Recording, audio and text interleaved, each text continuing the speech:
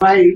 Peace, family. Peace, family. We are on. I'm sitting here with Sister Yolanda, and I'm here to talk with her about her son who was murdered in Oakland, California. Right? Was it Berkeley? Or? January the 3rd. January 3rd. West Oakland, BART Station. All right. So, Sister Yolanda, what was your son's name? Sahleem Tindle. And what did his name mean? Sahleem mean peace, or Shaheed mean noble. Tindle. And he was a noble young man. And I'm just saddened, and I was saddened the day that I got the news, like any other mother, when you hear this tragic, heartbreaking, soul-taking news that your child has been taken by a BART officer by the name of Joseph Mattel. It really crushed my heart to hear this type of news. My son was an artist. He enjoyed doing the things that a young man enjoys at his age, 28, just enjoying life, just beginning to see what life is all about. Because most people don't know what life is all about until they get a certain age, until you reach that ripe age where you ripen. And now his life has been cut short by way of a BART policeman. You know, the story that was told by all the news channels, Channel 7, KQED, and many others, it was very disturbing to hear that my son, as they reported, had a gun in his hand, refused to comply with the police, and he was shot in the stomach or the chest. Well, February the 13th, my family and I, Milan Mayfield, Kareem Mayfield, my daughter Naleo, we went into Oakland Police Station along with our attorney, John Barris of Oakland, California. We went in and we spoke to the officers there, which showed us the body cam of Officer Joseph Mattel. And it's completely different and very conflicting what I saw. It was so painful to watch my son just murdered, shot, and killed in the back, with his back facing the officer. Well, the news said that he had a gun in his hand and he refused to comply. But it was revealed that that was not the case. The reality is that he ran over to my son where he was. He was in an altercation with this 40-year-old guy. They're struggling on the floor. The police officer never at one time identified himself. If he would have said, police officer, then that would have gotten their attention. He said, raise your hands, hands up, never saying police. My son, before he can get his hands up, unarmed, he shot him in the back 3 times. And when my son fell to the floor because he was on his knees with his hands up, he fell with his hands up in the air. And what I'm looking for is for them to be prosecuted. The police that bring injustice, unjustified murders to the African American children, commonly called African American, but true ancient Hebrews. I'm looking for them to be held accountable for their actions and deeds. And I know this won't happen until humanity raise their conscience, because if they don't, the beast is crouching at the door. And the beast will continue to crouch at the door. If we don't learn the knowledge of our true self, it says a nation without the knowledge of their true self is like a tree without roots. You know, my son enjoyed building. He worked with his hands. He helped build me a chicken coop for my chickens. He helped build the fence for the goats and the sheep that we have. He was an artist. He was a young man that had 2 children and a companion. He was a young man that was loved by his family. He would help his brother Kareem hard-hitter Mayfield. He's a boxer. He would prepare him for his big fights. He was just a great young man. You know, and like every other person, everyone have certain things that they have gone through. He's gone now. And I'm here to remember the best part of who he was. And that he was a man that had life, and that life was... Take your time. Take your time, sis. Take your time. Take your time. Take your time. Take your time. Take your time. It's okay. Excuse me. No, it's okay. When life is lost, we should be feeling like that. When life is taken, you know? I am so accustomed to helping the mothers that have lost their children to violence. Now the shoe is on the other foot. And it is so heartbreaking. It's all right. That's all right. That's all right.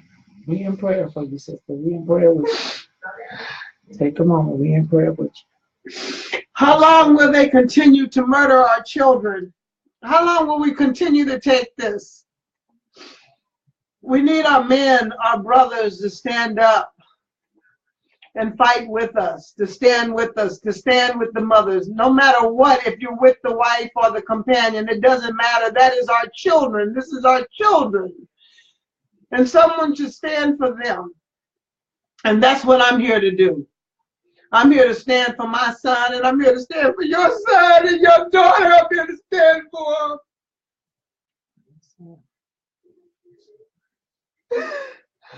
It's okay.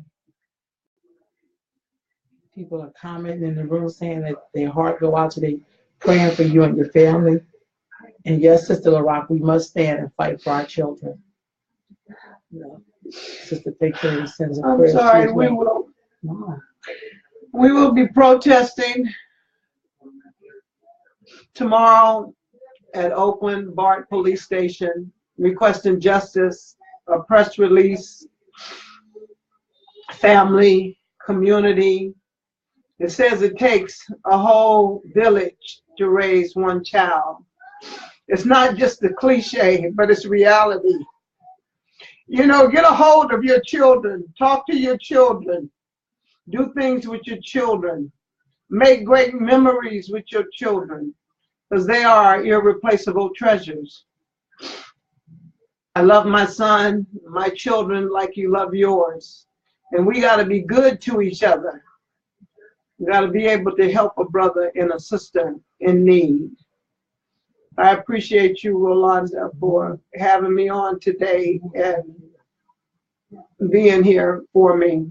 And many others that are going to come out and support our family. What time tomorrow? Type it on. Tomorrow at 10:30. 10:30. And what's going to happen at the protest? At the protest. How do we protest? At the protest, we're going to open up with a cultural prayer, a mother's prayer called Eid. Because it is a mother's prayer that their children will continue to live and have a prosperous life and have grandchildren and great-grandchildren. We're also going to have speakers that will speak about what is happening today and continuing a perpetual thing that's happening with our children and how our children are being slaughtered and beat down like animals. We're going to talk about how my son was shot in the back, contrary to what the news reports had put out. I was interviewed today by Channel 7 because I request for them to retract what they said. And what did they say? What they said was that my son was at the BART, that he had a gun in his hand. Well, in fact, he was unarmed. And that the officer had requested that he put the gun down, made a command, and he did not comply. So they shot him in the chest, when in fact he was shot 3 times in the back. So those of you that's asking all the questions, you know, well, if he had a gun and the officer asked him to put it down, what do you expect? Well, if you would have seen the camera, which I'm requesting them to release the footage, the cam video that the police officer Joseph Mattel was wearing, and then you could see it for yourself and be the judge of it yourself. It says, testify what you see with your own eyes. Testify what you hear with your own ears. Everybody listen to the propaganda of the news. When in reality, it was told to them by the police, this is what happened. So I was happy to be interviewed and them coming out, but what will it do? What will it bring? Will it bring peace? It certainly won't bring my son back.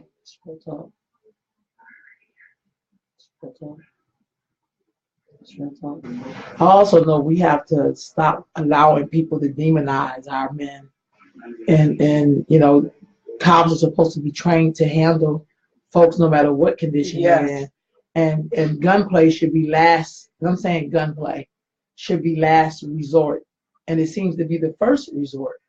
And that's got to stop. Like, I don't know, people say it's training, but I think when you don't value a group of people, you don't value them. You never first think like, let me talk this person down or let me do everything else first. Because I've seen it happen with other groups, but it just seems when it comes to Black men, the value of life is just not seen as the same. It's like they're being hunted for game, if you will. Yes. It's not a shooting in the kneecap or, you know, it's like to end the life. It's like they're hunting a wild game, if you will. And that has to stop, y'all. We have to do something. Something has to give here. This is, you know, it's her today, and it could be me tomorrow. It could be any mother out there tomorrow and any father out there tomorrow burying their child.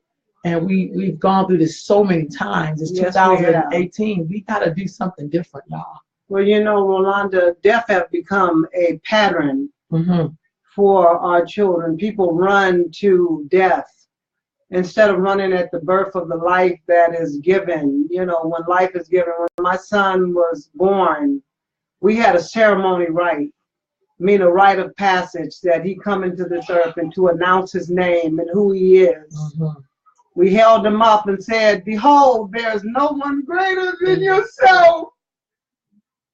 His grandmother held him up and said, Hebrews, community, friends, family, will you love him? Will you protect him? Will you lead him on his journey? And we repeated, it's so, it's settled, it's done. And then when he became 13, he had a rite of passage, which is called a quinceañera. Some say quinceañera, a bar mitzvah. But it's going into accountability age. And he had these ceremonies that was given to him. This is what's missing in our community, ceremony rites.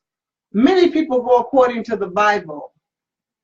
You know, and the Bible says, he who is without sin cast the first stone.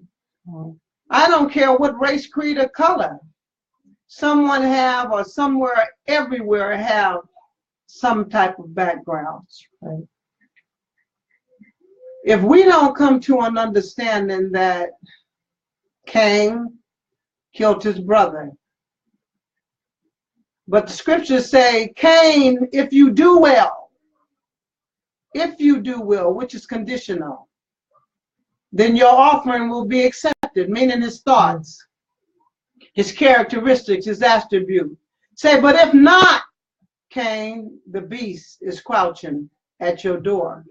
And we see the beast crouching at the door, waiting for our children, you know, and this has happened too often, and it's happening rapidly to our children. You know, I was reading one incident in Louisville where the chief administrator was telling the Metro police in Louisville, if they're Black, kill them.